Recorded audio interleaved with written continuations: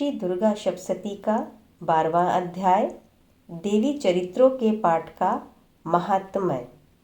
ध्यान। मैं तीनों नेत्रों वाली दुर्गा देवी का ध्यान करता हूँ। उनके श्रीअंगों की प्रभा बिजली के समान है। वे सिंह के कंधे पर बैठी हुई भयंकर प्रतीत होती हैं। हाथों में तलवार और ढाल लिए अनेक कन्याएं उनकी सेवा में खड़ी हैं। वे अपने हाथों में चक्र, गदा, तलवार, ढाल, बाण, धनुष, पाश और तर्जनी मुद्रा धारण किए हुए हैं। उनका स्वरूप अग्निमय है तथा वे माथे पर चंद्रमा का मुकुट धारण करती हैं। देवी बोली, देवताओं, जो एकाग्रचित होकर प्रतिदिन इन स्तुतियों से मेरा सत्वन करेगा, उसकी सारी बाधा मैं निश्चय ही दूर कर दूंगी। जो मधुकैटभ का नाश, महिषासुर का वध तथा शुंभ निशुंभ के संहार के प्रसंग का पाठ करेंगे तथा अष्टमी, चतुर्दशी और नवमी को भी जो एकाग्रचित होकर भक्ति पूर्वक मेरे उत्तम महात्म्य का श्रवण करेंगे, उन्हें कोई पाप नहीं छू सकेगा। उन पर पाप जनित आपत्तियां भी नहीं आएंगी। उनके घर में कभी दरिद्रता नहीं होगी तथा उनको कभी प्रेमी जनों के विच्छोह का कष्ट भी नहीं होगा।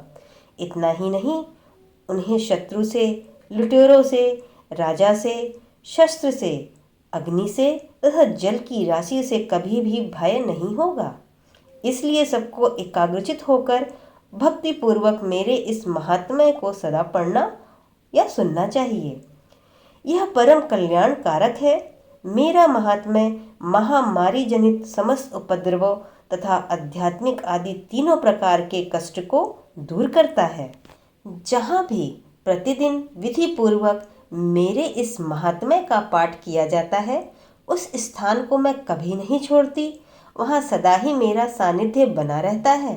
बलिदान, पूजा, होम तथा महोत्सव के अवसरों पर मेरे इस चरित्र का पूरा पूरा पाठ और श्रवण करना चाहिए।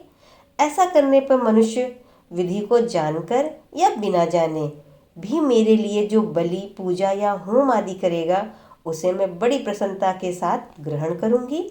शरत काल में जो वार्षिक महापूजा की जाती है, उस अवसर पर जो मेरे इस महात्म्य को भक्ति पूर्वक सुनेगा, वह मनुष्य मेरे प्रसाद से सब बाधाओं से मुक्त तथा धन, धान्य एवं पुत्र से संपन्न होगा। इसमें तनिक भी संदेह नहीं है। मेरे इस महात्म्य, मेरे प्रादुर्भाव की सुंदर कथाएं तथा युद्ध में किए हुए मेरे पराक्रम सुनने से मनुष्य निर्भय हो जाता है। मेरे महात्म्य का श्रवण करने वाले पुरुषों के शत्रु नष्ट हो जाते हैं। उन्हें कल्याण की प्राप्ति होती है तथा उनका कुल आनंदित रहता है। सर्वत्र शांति कर्म में बुरे स्वप्न दिखाई देने पर तथा ग्रह जनित भयंकर पीड़ा उपस्थित होने पर मेरा महात्म्य श्रवण करना चाहिए। इससे सब विघ्न तथा भयंकर ग्रह पीड़ाएं शांत हो जाती हैं और मनुष्यों द्वारा देखा हुआ दुस्वप्न शुभ स्वप्न में परिवर्तित हो जाता है। बाल ग्रहों से आक्रांत हुए बालकों के लिए यह महात्म्य शांतिकारक है तथा मनुष्यों के संगठन में फूट होने पर यह अच्छी प्रकार मित्रता कराने वाला होता है। यह महात्म्य समस्त दुराचारियों के बल का नाश करने वाला है। इसके पाठ मात्र से राक्षसों, भूतों और पिशाचों का नाश हो जाता है। मेरा यह सब महात्म्य मेरी सामीप्य की प्राप्ति कराने वाला है। पशु, पुष्प, अर्घ्य, धूप, दीप, गंध आदि उत्तम सामग्रियों द्वारा पूजन करने से, ब्राह्मणों को भोजन कराने से, होम करने से, प्रतिदिन अभिषेक करने से, नाना प्रकार के अन्य भोगों का अर्पण करने से तथा दान देने आदि से 1 वर्ष तक जो मेरी आराधना की जाती है और उससे मुझे जितनी प्रसन्नता होती है, उतनी प्रसन्नता मेरे इस उत्तम चरित्र का एक बार श्रवण करने मात्र से हो जाती है। यह महात्म्य श्रवण करने पर पापों को हर लेता है और आरोग्य प्रदान करता है। मेरे प्रादुर्भाव का कीर्तन समस्त भूतों से रक्षा करता है तथा मेरा युद्ध विषयक चरित्र दुष्ट दैत्यों का संहार करने वाला है। इसके श्रवण करने पर मनुष्य को शत्रु का भय नहीं होता। देवताओं, तुमने और ब्रह्म ऋषियों ने जो मेरी स्तुति की है तथा ब्रह्मा जी ने जो मेरी स्तुति की है, वे सभी को कल्याणमय बुद्धि प्रदान करती है। वन में सूने मार्ग में अथवा द्वानल से घिर जाने पर, निर्जन स्थान में दुष्ट व्यक्ति के दांव में पड़ जाने पर, शत्रुओं से पकड़े जाने पर अथवा जंगल में सिंह, व्याघ या जंगली हाथियों के पीछा करने पर, कुपित राजा के आदेश से वध या बंधन के स्थान में ले जाए जाने पर, अथवा महासागर में नाव पर बैठने के बाद भारी तूफान से नाव के डगमग होने पर और अत्यंत भयंकर युद्ध में शस्त्रों का प्रहार होने पर अथवा वेदना से पीड़ित होने पर, किम बहुना सभी भयानक बाधाओं के उपस्थित होने पर जो मेरे इस चरित्र का स्मरण करता है वह मनुष्य संकट से मुक्त हो जाता है। मेरे प्रभाव से सिंह आदि हिंसक जंतु नष्ट हो जाते हैं तथा लुटेरे और शत्रु भी मेरे चरित्र का स्मरण करने वाले पुरुष से दूर भागते हैं। ऋषि कहते हैं, यूं कहकर प्रचंड पराक्रम वाली भगवती चंडिका सब देवताओं के देखते देखते ही वहीं अंतर ध्यान हो गई।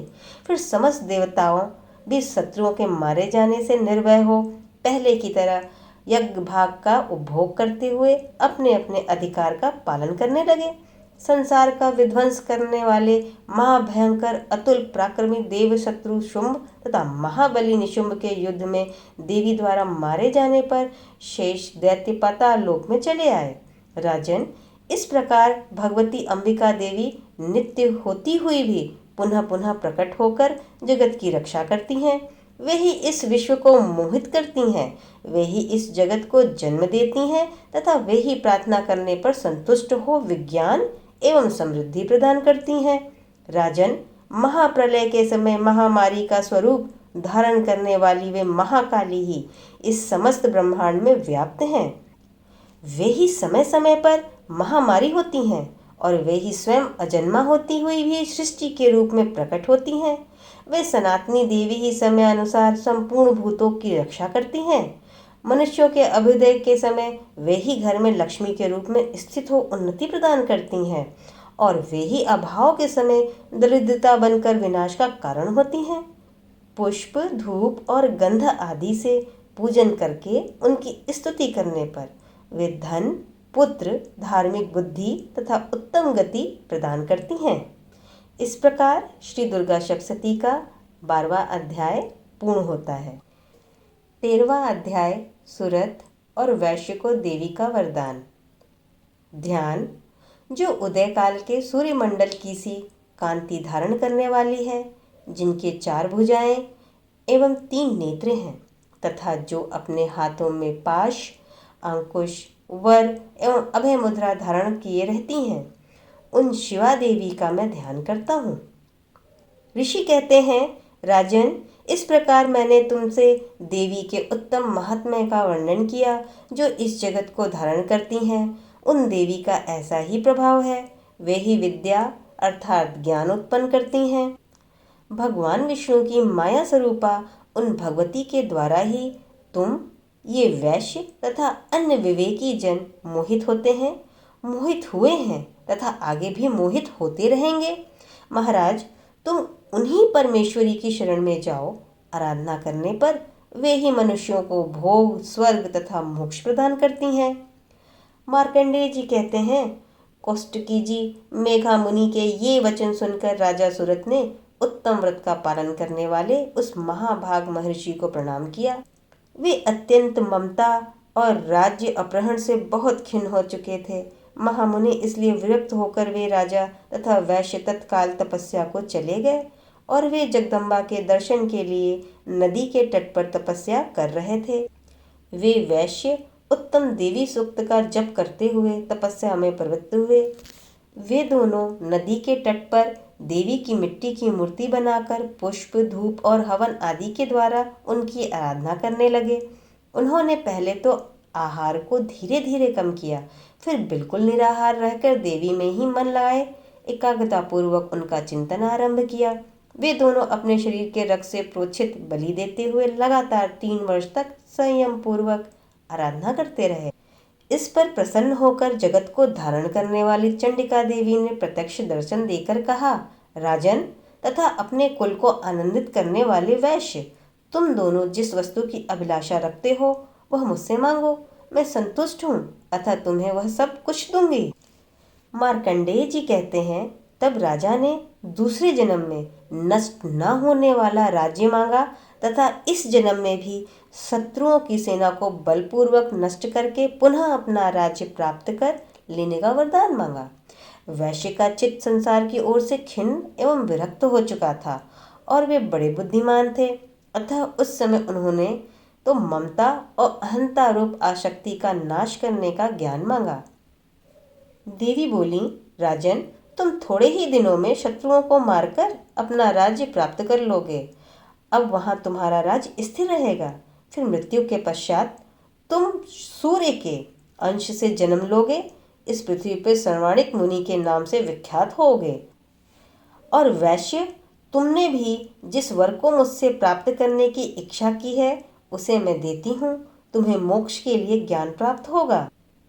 मार्कंडेय जी कहते हैं, इस प्रकार उन दोनों को मनोवांछित वरदान देकर तथा उनके द्वारा भक्तिपूर्वक अपनी स्तुति सुनकर देवी अंबिका तत्काल अंतर्ध्यान हो गईं। इस प्रकार श्री दुर्गा सप्तशती का 13वां अध्याय पूर्ण होता है। कल्याणमस्तु को सब्सक्राइब करें, मित्रों के साथ शेयर करें, लाइक का बटन दबाएं। धन्यवाद।